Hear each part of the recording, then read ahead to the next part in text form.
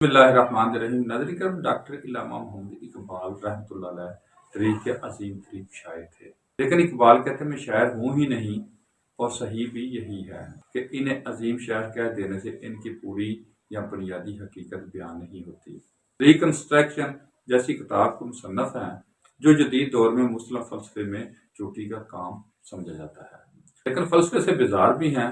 صوفی ماں باپ کی صوفی مینشن اولاد ہیں، ساتہ پاس صوفیانہ روایت میں ڈوبے ہوئے ہیں، لیکن روایتی طرف کے ناقد بھی ہیں۔ سیاسی فکر کا یہ عالم ہے کہ ان کے کہنے سے جناح قوم کے قائد اعظم ہو گئے اور دنیا کا سب سے بڑا ملک تقسیم کروا دیا، لیکن باقاعدہ سیاستدان بھی نہیں ہیں۔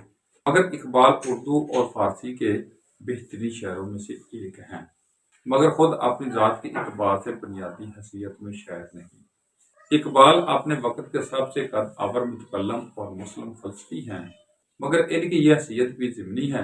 اقبال کے سیاسی سماجی فکر نے ایک ملک کا نقشہ ہی بدل دیا، مگر سیاسیات اور سماجیات ان کی شخصیت کی محض ایک شاخ ہے۔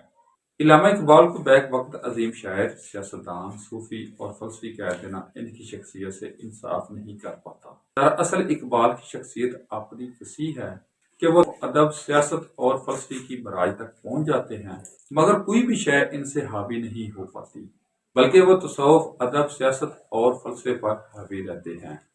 تمام شعبوں کی تنگ نظری ہے کہ ڈاکٹر علامہ اقبال کسی ایک شعبے میں خود کو فرق کرتے ہیں، مگر ایسا نہیں ہوتا۔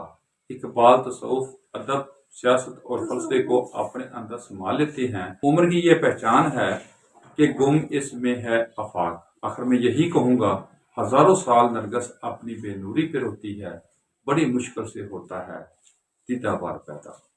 اقبال ڈے مبارک۔